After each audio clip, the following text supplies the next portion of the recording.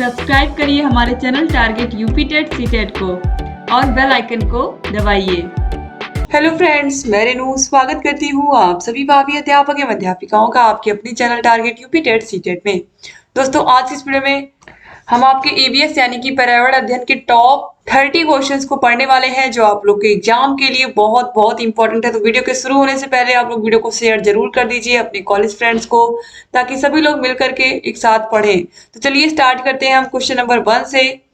कक्षा 3 के विद्यार्थियों को भोजन का पाठ पढ़ाते समय अंजलि भोजन संबंधित आदतों में सांस्कृतिक क्षेत्रीय विविधता पर विशेष ध्यान देना चाहती हैं।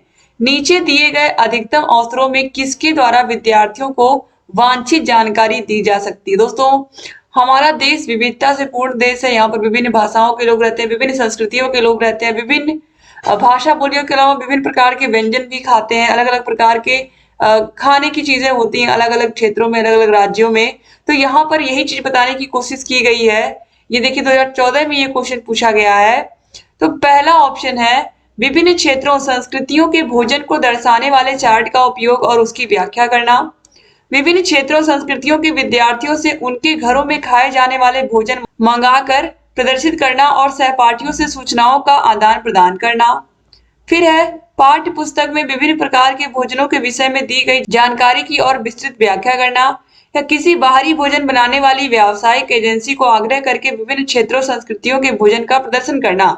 अब इसमें से कौन सा सही है? तो दोस्तों यहाँ पर देखिए जो राइट आंसर है वो है ऑप्शन नंबर बी, विभिन्न क्षेत्रों और संस्कृतियों के विद्यार्थियों से उनके घरों में खाए जाने वाले भोजन मंगाकर प्रदर्शित करना और सहपाठियों से सूचनाओं का आदान प्रदान करना। जैसे कोई पश्चिम बंगाल का बच्चा है तो वहां पर लोग मछली चावल खाते हैं। इस तरीके से अगर कोई बच्चा साउथ का है यानी कि दक्षिण भारत का, तो वो लोग इडली सांभर खाएंगे, इडली डोसा खाएंगे।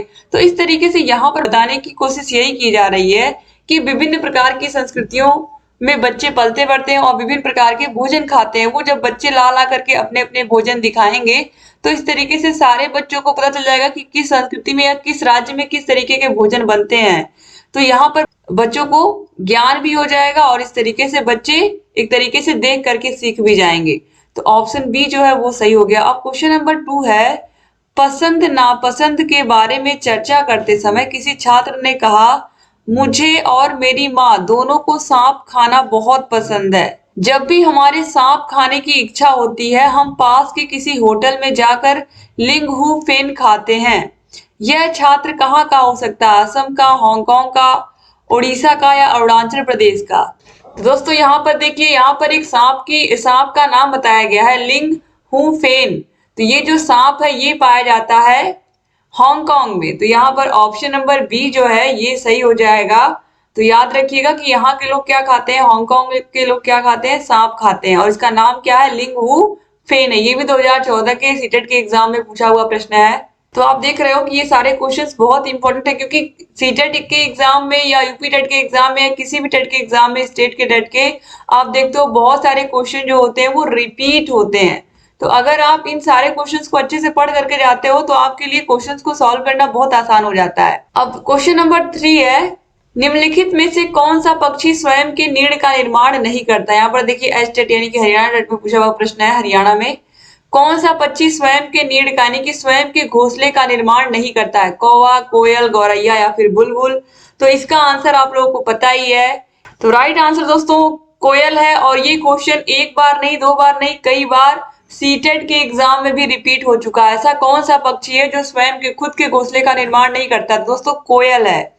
कोयल खुद का घोंसला नहीं बनाती है। ये क्या करती है? ये अपने अंडे को कौवे के घोंसले में देती है और कौवा ही इनके अंडे की देखभाल करता है, इनके अंडों की, और इनके अंडों को बड़ा भी करता है। ठीक है, तो इस तरीके से यहाँ पर राइट आंसर जाएगा ऑप्शन नंबर बी, कोयल। अब क्वेश्चन नंबर 4 है, ग्रामीण क्षेत्रों में गोबर का प्रयोग झोपड़ी की दीवारों एवं फर्श को लीपने के लिए किया जाता है जिससे वे चिकनी रहें, घर्षण हेतु खुरदुरी हो जाए, दीवारों एवं फर्श का प्राकृतिक रंग हो, या कीट दूर रहें। दोस्तों ग्रामीण क्षेत्रों में जो गोबर है इसका प्रयोग झोपड़ी की दीवारों और फर्श को लीपने के लिए इसलिए किया जाता है ताकि कीट इनसे दूर रहें। ठीक है, तो सबसे इंपॉर्टेंट इसीलिए किया जाता है कि जो कीड़े मकोड़े हैं वो दूर रहें, इसीलिए गोबर से झोपड़ी की दीवारों और फर्श को लीपा जाता है। तो याद रखिएगा। और ये क्वेश्चन याद देखिए हरियाणा टेट में पूछा गया है 2015 में, और ये क्वेश्चन सीटेट में भी पूछा जा चुका है। तो ये क्वेश्चन बहुत इंपॉर्टेंट है, याद रखिएगा, ठीक है। अब क्वेश्चन नंबर 5 पे आते हैं। कुछ जानवर रात में जागते हैं। ये जानवर हर चीज को जिन रंगों में देखते हैं वे हैं बैंगनी और नीला, हरा और पीला, काला और सफेद, या लाल और संतरी। तो रात में कौन जागता है? रात में उल्लू जागता है ना। तो यहाँ पर देखिए जो भी जानवर रात में जागते हैं या रात में देख सकते हैं वे केवल ब्लैक एंड व्हाइट यानी कि काला और सफेद ही देख पाते हैं। तो ऑप्शन नंबर सी जो है ये सही हो जाएगा। और ये सीटेट एग्जाम में कई बार पूछा गया है, 2014 यहाँ पर लिखा हुआ है, और भी कई बार पूछा जा चुका है दोस्तों। तो याद रखिएगा कि जो जानवर रात में देखते हैं या रात में देख पाते हैं वे केवल काला और सफेद रंग ही देख पाते हैं। हर चीज को केवल दो ही रंग में वो देख पाते हैं, काला और सफेद में। क्वेश्चन नंबर 6 पे आते हैं। निम्नलिखित में से सही कथन को चुनिए। कौन सा कथन सही है? जिन जानवरों के बाहरी कान व शरीर पर बाल होते हैं वे बच्चे देते हैं। जिन जानवरों के बाहरी कान व शरीर पर बाल नहीं होते हैं वे अंडे देते हैं। जिन जानवरों के बाहरी कान व शरीर पर बाल नहीं होते हैं वे बच्चे देते हैं। या जिन जानवरों के बाहरी कान व शरीर पर बाल होते हैं वे अंडे देते हैं। तो यहाँ पर दोस्तों देखिए जो ऑप्शन नंबर ए है, जिन जानवरों के बाहरी कान व शरीर पर बाल होते हैं वे बच्चे देते हैं, तो ये सही है। और जिन जानवरों के बाहरी कान व शरीर पर बाल नहीं होते हैं वे अंडे देते हैं, तो ये भी सही है। और यहाँ पर ये जो ऑप्शन सी और डी है ये गलत है। तो यहाँ पर राइट आंसर देखिए ए और बी है। तो ए और बी ऑप्शन डी में दिया है, ये बिल्कुल सही हो जाएगा। आगे बढ़ेंगे क्वेश्चन नंबर 7 पर। उत्तर प्रदेश के किस जिले में सैयद सलार गाजी मेला लगता है? उत्तर प्रदेश के कौन से जिले में सैयद सलार गाजी मेला लगता है? बाराबंकी, मथुरा, बहराइच या बलरामपुर? तो दोस्तों सैयद सलार गाजी मेला ये लगता है बहराइच जिले में, उत्तर प्रदेश के बहराइच जिले में। और बहराइच में हजरत सैयद सलाह मसूद गाजी जी की दरगाह है जिस पर हर साल मेला लगता है। इस मेले में इनकी दरगाह पर हिंदू मुस्लिम मन्नत मांगने और अपनी श्रद्धा व्यक्त करने आते हैं। तो ऑप्शन सी जो है ये सही हो जाएगा। अब क्वेश्चन नंबर 8 पे आते हैं। मगहर कबीर महोत्सव का आयोजन कहाँ किया जाता है? गोरखपुर में, संत कबीर नगर में, सिद्धार्थ नगर में या कुशीनगर में? तो दोस्तों जो मगहर यानी कि मगहर महोत्सव है या कबीर महोत्सव है ये आयोजित किया जाता है संत कबीर नगर में। यहाँ पर आप देखिए कबीर जी के नाम से ही इस जिले का नाम रखा गया संत कबीर नगर, तो याद रखिएगा। तो मगहर महोत्सव कहाँ मनाया जाता है? संत कबीर नगर में, जिसे हम खलीलाबाद भी कहते हैं। तो ये 12 से 18 जनवरी के बीच मनाया जाता है। 12 से 18 जनवरी के बीच हर साल मनाया जाता है, ठीक है। अब आगे बढ़ते हैं हम। क्वेश्चन नंबर 9 पे आते हैं। निम्नलिखित में से कौन सा एक सोशल नेटवर्किंग साइट नहीं है? फेसबुक, ट्विटर, आर्कुट या कोबोल? दोस्तों फेसबुक, ट्विटर, आर्कुट ये सब सोशल नेटवर्किंग साइट्स हैं, लेकिन यहाँ पर जो आप देख रहे हो कोबोल दिया हुआ है। कोबोल क्या? कंप्यूटर की एक भाषा है ये, ठीक है। तो ये एक भाषा है, ये सोशल नेटवर्किंग साइट नहीं है। तो यहाँ पर ऑप्शन डी जो है ये सही हो जाएगा। क्वेश्चन नंबर 10 है। ट्विटर वेबसाइट की स्थापना कब की गई थी? ट्विटर की स्थापना कब हुई थी? 2006 में, 2007 में, 2008 में या फिर 2009 में? कब हुई थी इसकी स्थापना? तो दोस्तों राइट आंसर यहाँ पर हो जाएगा ऑप्शन नंबर सी, 2008 में हुई थी ट्विटर की स्थापना। अब क्वेश्चन नंबर 11 है। हॉकी के मैदान की लंबाई कितनी होती है? तो यहाँ पर देखिए दोस्तों 90, 91, 92 या फिर 93 मीटर। तो राइट आंसर है 91 मीटर, ऑप्शन बी जो है सही हो जाएगा। क्वेश्चन नंबर 12 पे आते हैं। निम्नलिखित में से कौन सी शब्दावली शतरंज से संबंधित है? गैम्बिट, शेडिंग ऑफ चिप या फिर विंगर? तो दोस्तों राइट आंसर यहाँ पर हो जाएगा ऑप्शन नंबर ए, गैम्बिट। ये शतरंज से संबंधित है। इसके बाद क्वेश्चन नंबर 12 पूछ रहा है। निम्नलिखित में से कौन सा सदाबहार पेड़ नहीं है? यूटेट में पूछा हुआ क्वेश्चन है 2011 में। नीम, इमली, बबूल या फिर सहतूत? कौन सा पेड़ इसमें से सदाबहार पेड़ नहीं है पूछ रहा है दोस्तों। ध्यान से आप लोग देखिएगा इस प्रश्न को। तो दोस्तों राइट आंसर इसमें से है ऑप्शन नंबर डी, सहतूत। तो दोस्तों यहाँ पर देखिए सदाबहार पेड़ का मतलब क्या होता है? सदाबहार पेड़ ऐसे पेड़ होते हैं जिनमें साल भर पत्ते होते हैं, ठीक है। हर मौसम में पत्ते होते हैं।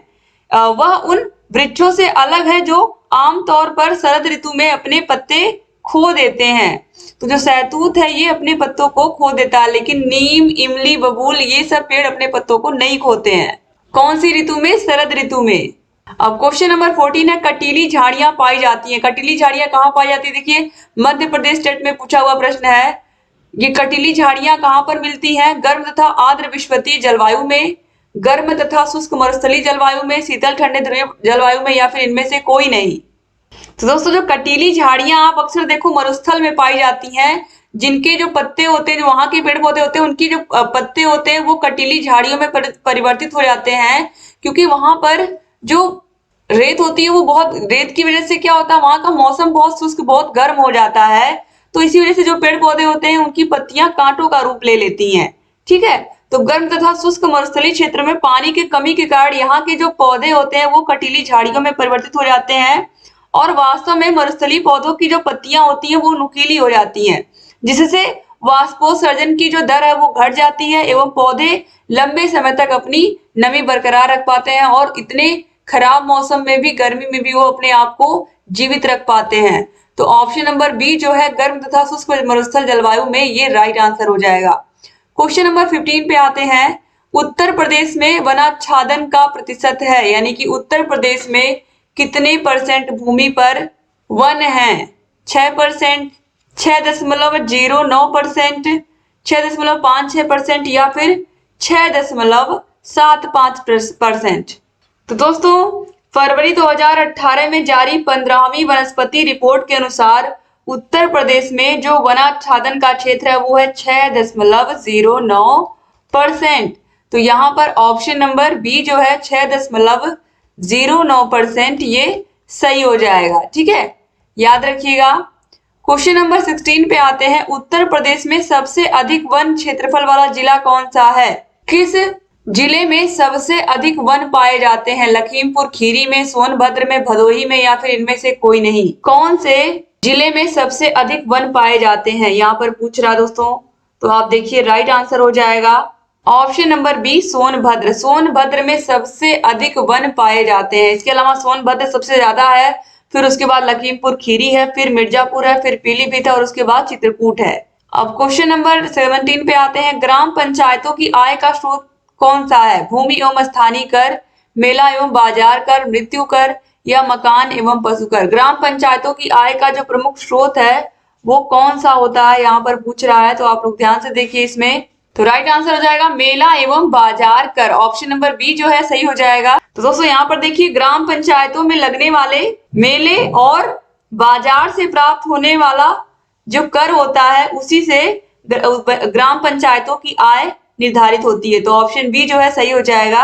अब क्वेश्चन नंबर 18 पे आते हैं, राज्य की कार्यपालिका शक्ति किसमें निहित होती है? प्रधानमंत्री में, राष्ट्रपति में, राज्यपाल में, या फिर मुख्यमंत्री में? दोस्तों राज्य की जो कार्यपालिका होती है इसकी शक्ति राज्यपाल में निहित होती है। राज्यपाल राज्य का संवैधानिक प्रमुख होता है, और राज्यपाल की नियुक्ति 5 वर्ष के लिए राष्ट्रपति के द्वारा की जाती है। तो यहाँ पर राज्य की कार्यपालिका की शक्ति किसमें निहित होती है? तो राज्यपाल में होती है। तो ऑप्शन डी जो है यहाँ पर ये सही हो जाएगा। अब क्वेश्चन नंबर 19 पर आते हैं, पर्यावरण अध्ययन की अंतः विषयी प्रकृति पर्यावरणीय मुद्दों को किसके द्वारा संबोधित करती है? विज्ञान और सामाजिक विज्ञान की विषय वस्तु और पद्धति के प्रयोग, सामाजिक विज्ञान और पर्यावरण शिक्षा की विषय वस्तु और पद्धति के प्रयोग, विज्ञान की विषय वस्तु और पद्धति के प्रयोग, विज्ञान, सामाजिक विज्ञान और पर्यावरण शिक्षा की विषय वस्तु और पद्धति का प्रयोग। दोस्तों यहाँ पर आप देखिए, जो पर्यावरण अध्ययन की अंतर विषय प्रकृति है, यहाँ पर देखिए विज्ञान, सामाजिक विज्ञान, और यहाँ पर आप देखिए पर्यावरणीय शिक्षा की विषय वस्तु और पद्धति के प्रयोग पर बल देती है। तो ऑप्शन नंबर डी जो है ये सही हो जाएगा। ठीक है, पर्यावरण में ही विज्ञान भी आता है, सामाजिक विज्ञान भी आता है, ये सारी चीजें इसके अंदर इंक्लूड होती हैं। क्वेश्चन नंबर 20 पे आते हैं, कक्षा 5 के शिक्षार्थियों में जिज्ञासा जागृत करने का निम्न में से कौन सा प्रभावी तरीका है? लिखित कार्य में उन्हें अधिक अभ्यास देना, अक्सर इकाई परीक्षणों का आयोजन करना, गहन जांच परक और कल्पना परक प्रश्न पूछना, अधिक हस्त परक अनुभव प्रदान करना। तो दोस्तों देखिए, यहाँ पर किसी सब्जेक्ट की बात नहीं की गई कि किस सब्जेक्ट में यहाँ पर बच्चों को की जिज्ञासा जागृत करनी है। तो यहाँ पर इस बात को आप ध्यान में रखिए कि पहले आप ये चेक करिए कि बच्चे की रुचि किस विषय में है, वह किस विषय में अच्छा है, और उसके बाद फिर उसी विषय से संबंधित गहन जांच परख और कल्पना परक प्रश्नों को पूछें, जिससे बच्चे की जिज्ञासा भी जागृत हो और बच्चे के अंदर सोचने समझने और कल्पना करने की शक्ति का भी विकास हो। तो यहाँ पर ऑप्शन सी जो है सही हो जाएगा। इसके बाद देखिए ये भी क्वेश्चन सीटेट में पूछा हुआ है। अब क्वेश्चन नंबर 21 है, हरप्रीत अपने शिक्षार्थियों को यह सुझाव देना चाहती हैं कि पर्यावरण संरक्षण के लिए किस प्रकार एक व्यक्ति सबसे अच्छे संभावित तरीके से अपना योगदान दे सकता है। उनका सबसे बेहतर सुझाव हो सकता है कार, स्कूटर आदि जैसे व्यक्तिगत वाहन न रखें, घर से बाहर अक्सर आने जाने से बचना, अपने व्यक्तिगत वाहन के इंजन की नियमित जांच कराना, आने जाने के लिए सार्वजनिक साधनों का प्रयोग करना। तो यहाँ पर बच्चों को पर्यावरण संरक्षण के लिए जो हरप्रीत है टीचर हैं, ये संभावित तरीके बता रही है। तो इसमें से कौन सा अच्छा तरीका है जिससे पर्यावरण की रक्षा हो सकती है, 2014 में ये पूछा हुआ प्रश्न है। तो यहाँ पर आप चारों ऑप्शंस को देख रहे हैं। तो सबसे अच्छा तरीका क्या है यहाँ पर, हरप्रीत अपने विद्यार्थियों को ये सुझाव देना चाहती है कि पर्यावरण संरक्षण करें वो तो किस प्रकार से कर सकते हैं, आने जाने के लिए सार्वजनिक साधनों का प्रयोग करके, अधिक से अधिक आने जाने के लिए अगर कहीं जाना है तो हम सार्वजनिक साधनों का प्रयोग करें, ना कि अपने निजी वाहनों का प्रयोग करें। जहां पर साधन उपलब्ध हो वहां पर हम साधनों का प्रयोग करें, जैसे कि बस है, ट्रेन है, इनका प्रयोग करके जाएं, अपनी खुद की निजी वाहनों को लेकर के ना जाएं। जहां पर हमें सार्वजनिक साधन मिल रहे हैं हमें उनका उपयोग करना चाहिए। तो इस तरीके से हम पर्यावरण की रक्षा कर सकते हैं। अब क्वेश्चन नंबर 22 है, प्राथमिक स्तर पर पर्यावरण अध्ययन के आकलन में निम्नलिखित में से कौन सा एक संकेतक उपयुक्त नहीं है। स्मरण, प्रश्न पूछना, न्याय और समानता के प्रति चिंता या फिर सहयोग। कौन सा संकेतक उपयुक्त नहीं है पर्यावरण अध्ययन के आकलन में। तो पर्यावरण अध्ययन के आकलन में न्याय और समानता के प्रति चिंता यह संकेतक उपयुक्त नहीं है, क्योंकि यहाँ पर छोटे बच्चों की प्राथमिक स्तर की बात हो रही है। तो ये चीजें तो उनको पहले समझ में ही नहीं आएंगी इतने आसानी से, तो इसीलिए ऑप्शन सी जो है ये सही हो जाएगा। अब क्वेश्चन नंबर 23 पे आते हैं। प्राथमिक कक्षा में क्लास 1 to 5 की बात हो रही है। पर्यावरण अध्ययन के लिए निम्नलिखित सभी सामान्य उपागमों का अनुपालन किया जाना है, केवल इसे छोड़कर। मूर्त से अमूर्त की ओर, सरल से कठिन की ओर, स्थानीय से बेसिक की ओर और अमूर्त से मूर्त की ओर। तो यहाँ पर कौन से ऑप्शन को छोड़ करके और सभी सामान्य उपागमों का पालन किया जा सकता है। तो यहाँ पर देखिए बच्चों को हम जो चीजें उपलब्ध है उनको दिखाने के बाद हम जो चीजें नहीं है क्लास के बाहर है फिर उनके बारे में हम बात करेंगे। बच्चों को पहले सरल चीजें पढ़ाएंगे फिर कठिन की ओर जाएंगे, ये भी सही है। अस्थानीय वस्तुओं से हम बेसिक की तरफ जाएंगे, बिल्कुल बुनियादी चीजों की तरफ जाएंगे, तो ये भी सही है। तो यहाँ पर ये जो बी है अमूर्त से मूर्त की ओर, ये बच्चों को समझ में नहीं आएगा। जो चीजें वो देख नहीं रहे हैं उसी के बारे में अगर आप पहले बता देंगे तो बच्चे कंफ्यूज हो जाएंगे। तो इसीलिए केवल डी को छोड़ करके यहाँ पर ऑप्शन बी जो है ये सही हो जाएगा। डी को छोड़कर सब सही है। सीटेट एग्जाम में पूछा हुआ प्रश्न है 2015 में। अब क्वेश्चन नंबर 24 पे आते हैं। वृक्ष संरक्षण की अवधारणा के बारे में शिक्षार्थियों को संवेदनशील बनाने के लिए गुंजन निम्नलिखित क्रियाकलापों का आयोजन करती हैं। वृक्ष का संरक्षण यानी कि वृक्षों को, पेड़ पौधों को बचाने की बात यहाँ पर हो रही है। तो देखिए प्रत्येक शिक्षार्थी को इस बात के लिए प्रोत्साहित करना कि वे एक एक वृक्ष को अपनाएं और उसकी देखभाल करें। वन संरक्षण पर वाद विवाद प्रतियोगिता का आयोजन करना, वृक्षों पर आधारित पोस्टर निर्माण संबंधी प्रतियोगिता का आयोजन करना या शिक्षार्थियों को कटी लकड़ियों के भंडार दिखाना। तो वांछित उद्देश्यों को प्राप्त करने में ऊपर दी गई गतिविधियों में से कौन सी सबसे कम प्रभावी होगी। दोस्तों राइट आंसर हो जाएगा ऑप्शन नंबर 4। यहाँ पर आप देखिए शिक्षार्थियों को कटी लकड़ियों के भंडार दिखाना। बच्चों को अगर हम कटी लकड़ियों का भंडार दिखाएंगे तो बच्चे इससे कुछ भी नहीं सीख पाएंगे, और इस तरीके से उन्होंने कोई क्रियाकलाप भी नहीं किया, बस केवल लकड़ियों का भंडार दिखाने से बच्चे कुछ नहीं सीख पाएंगे वृक्षों को बचाने के बारे में। तो यहाँ पर जो ऑप्शन नंबर सी है इसमें 4 दिया है ये सबसे कम प्रभावशाली है। ठीक है, तो ऑप्शन सी जो है यहाँ पर सही हो जाएगा। यानी कि बच्चों को अगर हम कटी लकड़ियों का ढेर दिखाएंगे, भंडार दिखाएंगे, तो बच्चे उससे कुछ भी नहीं सीख पाएंगे। वाद विवाद प्रतियोगिता कराने से भी बच्चे सीख पाएंगे। वृक्षों पर आधारित बच्चे जब पोस्टर बनाएंगे तो उससे भी कुछ ना कुछ वो सीखेंगे, क्योंकि खुद से बनाएंगे, उसमें उनका दिमाग लगेगा और बच्चों को पेड़ लगाने के लिए प्रोत्साहित किया जाएगा, तभी भी बच्चे वृक्ष संरक्षण के बारे में जानेंगे। ठीक है, ये देखिए 2014 में भी पूछा गया प्रश्न है।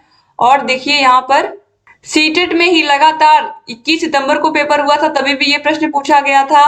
और 16 फरवरी को हुआ था, तभी भी ये प्रश्न पूछा गया था। एक ही साल में 2 बार एक प्रश्न पूछा जा चुका है।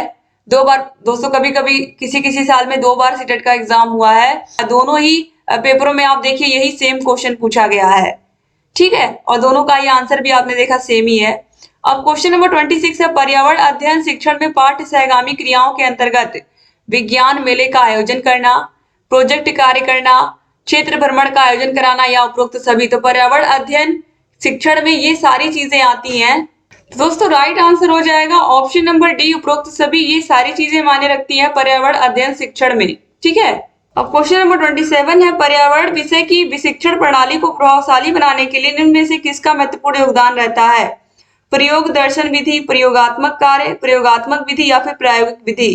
तो दोस्तों पर्यावरण विषय में जो प्रयोगात्मक कार्य होते हैं ये बहुत महत्वपूर्ण होते हैं, क्योंकि प्रयोगात्मक कार्य से क्या होता है कि बच्चे बहुत ही अच्छे से उस विषय को सीख पाते हैं, ठीक है। किसी भी विषय को पढ़कर सीखने की अपेक्षा अगर हम प्रयोग करके सीखते हैं तो वो विषय हमें और आसान लगने लगता है। तो इस तरीके से प्रयोग के माध्यम से छात्र स्वयं करके सीखते हैं। तो दोस्तों यहाँ पर राइट आंसर ऑप्शन बी हो जाएगा।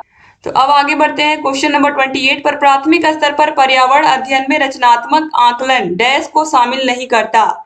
शिक्षार्थियों की ग्रेडिंग और रैंकिंग, शिक्षार्थियों के अधिगम रिक्तियों की पहचान, शिक्षण में कमियों की पहचान या शिक्षार्थियों के सीखने को बढ़ाने। तो दोस्तों प्राथमिक स्तर पर पर्यावरण अध्ययन में रचनात्मक आकलन जो होता है वो शिक्षार्थियों की ग्रेडिंग और रैंकिंग जो है इसको शामिल नहीं करता है, यानी कि बच्चों को ग्रेड और रैंक नहीं दिया जाता है पर्यावरण में। तो ऑप्शन ए जो है ये सही हो जाएगा, 2013 में पूछा हुआ प्रश्न है ये। क्वेश्चन नंबर 29 है, नेहा कक्षा 5 के ईवीएस विषय में नीचे दी गई मूल्यांकन तकनीकी का प्रयोग करती है? हस्त सिद्ध क्रियाकलापों का मूल्यांकन, परियोजना कार्य मूल्यांकन, गृह कार्य मूल्यांकन और मौखिक परीक्षा। नीचे दी गई तकनीकों का कौन सा युगल अधिक वस्तुनिष्ठ मूल्यांकन दे सकता है? हस्त सिद्ध क्रियाकलापों का मूल्यांकन। तो हस्त सिद्ध क्रियाकलापों का मूल्यांकन जो होगा इसके माध्यम से बच्चे करके सीखेंगे, कक्षा 5 की बात हो रही है यहाँ पर। और जो मौखिक परीक्षा है इससे भी बच्चे सीखेंगे ही। तो यहाँ पर वस्तुनिष्ठ मूल्यांकन इसी से हमें प्राप्त हो सकता है। तो यहाँ पर देखिए पहला और चौथा कहाँ पर दिया है? ऑप्शन बी में दिया है, तो ये राइट आंसर हो जाएगा। ये जो युगल है ये सबसे अच्छा तरीका है, बच्चों से आसानी से हम ये जान पाएंगे कि बच्चों ने कितना सीखा है। अब क्वेश्चन नंबर 30 लास्ट क्वेश्चन है। उम्मीद करती हूँ कि आप लोग को आज का सेशन अच्छा लगा होगा दोस्तों।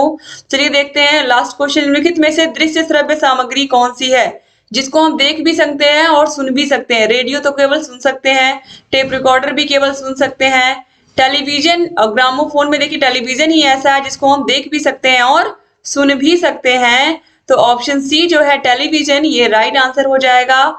और इस तरीके से यहाँ पर आपने सारे क्वेश्चंस को कंप्लीट कर लिया। उम्मीद करती हूँ कि वीडियो आपको पसंद आई होगी। वीडियो अच्छी लगी तो वीडियो को लाइक कर दीजिएगा, और अगर चैनल को सब्सक्राइब नहीं किया है तो प्लीज सब्सक्राइब भी कर दीजिए। बगल में बेल आइकन होगा उसको भी प्रेस कर दीजिए। दोस्तों वीडियो को जरूर शेयर कर दीजिएगा अपने कॉलेज फ्रेंड्स को। और वीडियोस कैसी लग रही है तो जरूर कमेंट करिएगा। डिस्क्रिप्शन बॉक्स कमेंट बॉक्स में आपको सारे विषयों की वीडियोस की लिंक मिल जाएगी।